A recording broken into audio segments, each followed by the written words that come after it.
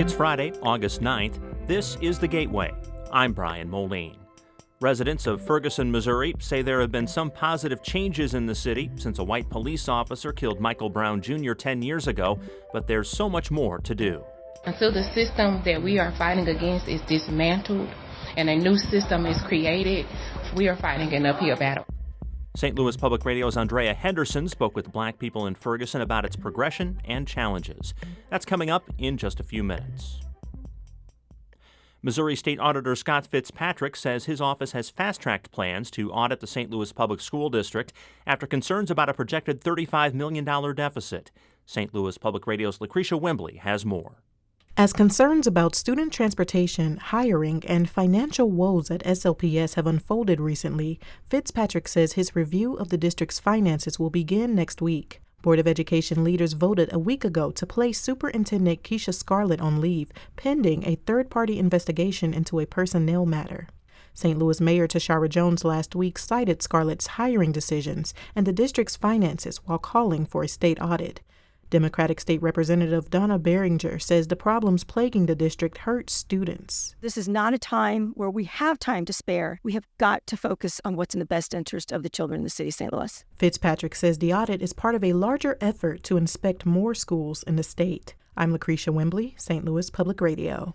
Missouri is banning the sale of foods containing Delta-8 and other unregulated cannabis compounds. Governor Mike Parson announced an executive order making the products illegal to sell in Missouri starting next month. The order only applies to unregulated psychoactive hemp-derived compounds. Products with Delta-9 THC, the primary psychoactive ingredient in marijuana, are legal in Missouri and not affected by the order. Products with CBD are not affected either because CBD is not psychoactive.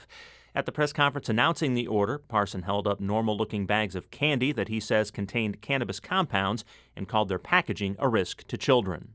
Now, how many of us have seen our kids with a little lunch pail going to school that's got these products in them for a snack?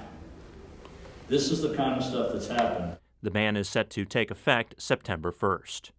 Proposed changes to St. Louis's 110-year-old governing charter are a step closer to the November ballot. St. Louis Public Radio's Rachel Lippman has more on what's next after yesterday's vote. Aldermen gave first-round approval to 4 bills. They'll vote to send them to the mayor next week. If she signs them, the changes would be on the November ballot. One bill that aldermen did not advance on Thursday creates an elected public advocate who could evaluate government policies and would be the city's custodian of records. That means the board had to add a meeting next week to meet deadlines. 6th Ward Alderwoman Daniela Velazquez says she hopes the position moves forward at that meeting. I think we'll see who's committed to getting the Charter Commission recommendations to the ballot. Velazquez says a text-based survey showed broad support for the idea of a public advocate. I'm Rachel Lippman, St. Louis Public Radio. The University of Illinois in Urbana-Champaign has more students who want to live in the dorms this year than it has space for. Chris Axtman Barker is a spokesperson for university housing. He says their priority is making sure first-year students and those required to live in residence halls can do so. They don't have as many tools, right? They haven't lived away from home before in many cases. And we want to make sure that those people have all the tools and support from university housing and from the University of Illinois that they need. University Housing is offering returning students $2,000 plus meal plans to move off campus. Axtman Barker says about 300 students have so far accepted the offer. A university-wide spokesperson said this year is unique because of delays with federal financial aid forms and uncertainty around the end of affirmative action.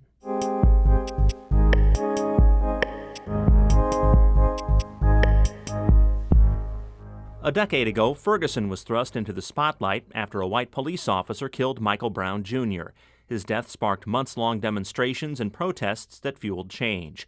People in the area say there's been progress over the last 10 years, and there are still some challenges. St. Louis Public Radio's Andrea Henderson reports.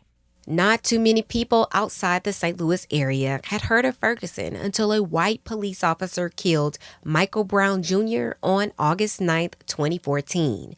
A powder keg of emotions led enraged protesters to burn down the Quick Trip gas station in Ferguson near West Florissant Avenue and North Winds Estates Drive. And now that exact location is a community hub run by the Urban League of Metropolitan St. Louis and Salvation Army. Inside sits the week-long art exhibit, As I See You, which lifts up Brown's life. But as soon as you walk in, you just instantly just feel like the chills. That's Malik Taylor, a local rapper and the community center's youth job coach.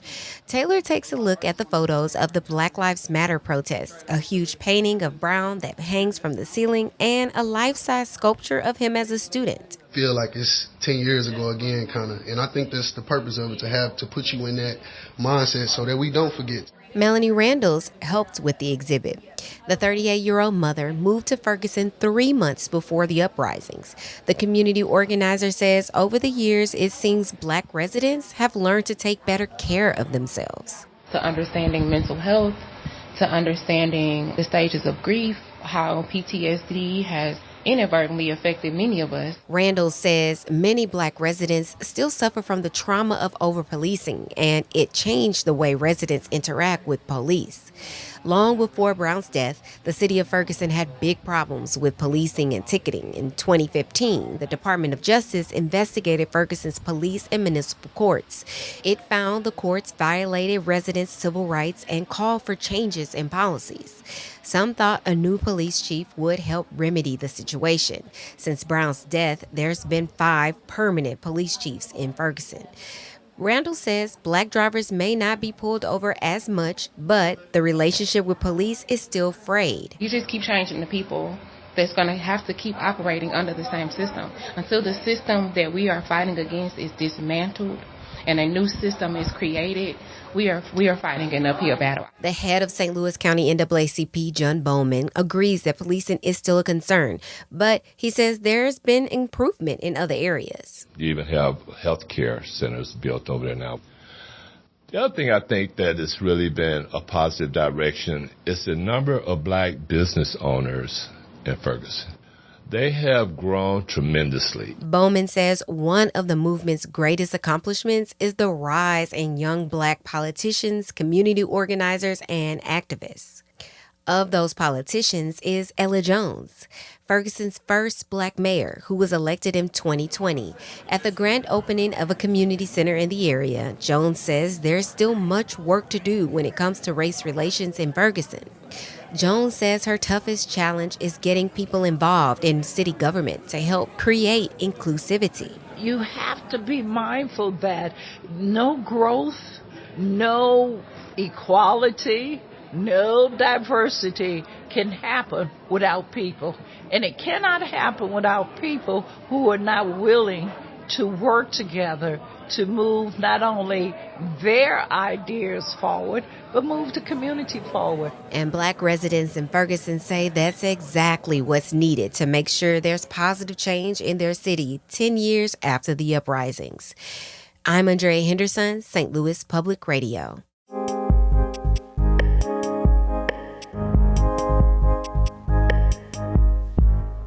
The annual Tennessee Williams Festival St. Louis is underway with a production of Cat on a Hot Tin Roof. That's one of Williams' best-known works.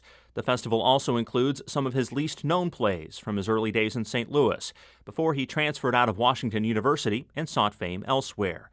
As St. Louis Public Radio's Jeremy Goodwin reports, a trio of short plays shows how Williams studied the reflection of showbiz glamour that he found at the movies. Many people first encounter the work of Tennessee Williams through film adaptations. There's been more than 20 of them, including 4 movies based on the Glass Menagerie. That play is informed by Williams' time working in a downtown St. Louis office in the 1930s. Listen closer, and Menagerie also gives a sense of what the 20-something writer did with his free time in those days. I've had enough. I'm going. Where are you going? I'm going to the movies. Why do you go to the movies all the time? I go to the movies, Mother, because I like adventure. That's a film from 1950. But before Williams inspired that and many other films, it was the cinema that inspired him. I think he was influenced by the movies more than real life at that point in his career. That's theater director Brian Holfeld. He's directing the trio of short plays under the title Life Upon the Wicked Stage. Each play centers on an actress who is contemplating leaving or returning to life in the theater. But young Williams didn't yet know much about that world. Williams scholar Tom Mitchell says the playwright got a sense of theater life from the only view he could access in St. Louis. He would come down to watch movies in that Grand Center area. And so he was really introduced to show business through those big movie theaters. Those movies and touring musicals that visited town shaped his view of showbiz people, like the ones in these plays, including a fading actress with a touring show who is looking for an escape shoot in the form of a husband. Here are actors Julie Layton and Gary Wayne Baker running some lines. I can't go on with the show. I'm sick of it. It's like being tied to the tail of a runaway horse. One town and the next and the next. Why don't you cut me loose from it, Richard? Why don't you catch me in your arms and let me rest for a while? Excuse me. I'm sorry. Have I bored you, Richard?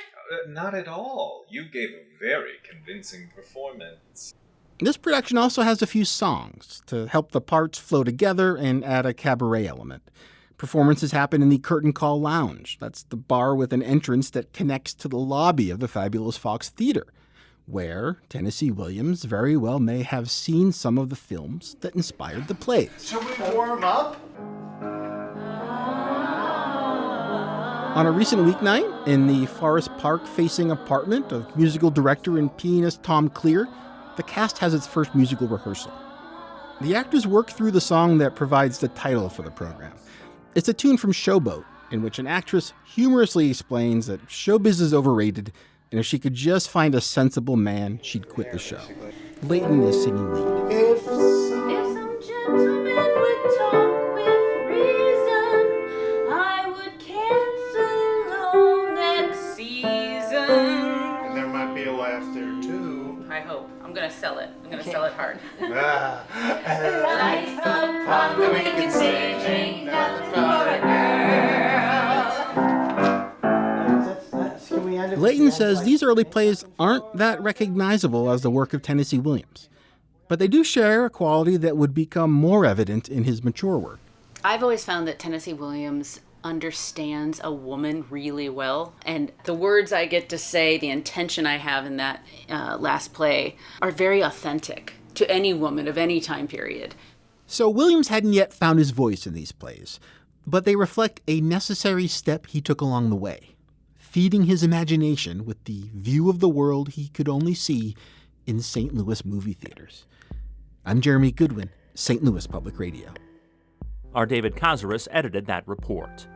The Gateway is a production of St. Louis Public Radio, a listener-supported service of the University of Missouri St. Louis. Music by Ryan McNeely of Adult Fur. I'm Brian Moldine, in for Abby Larico.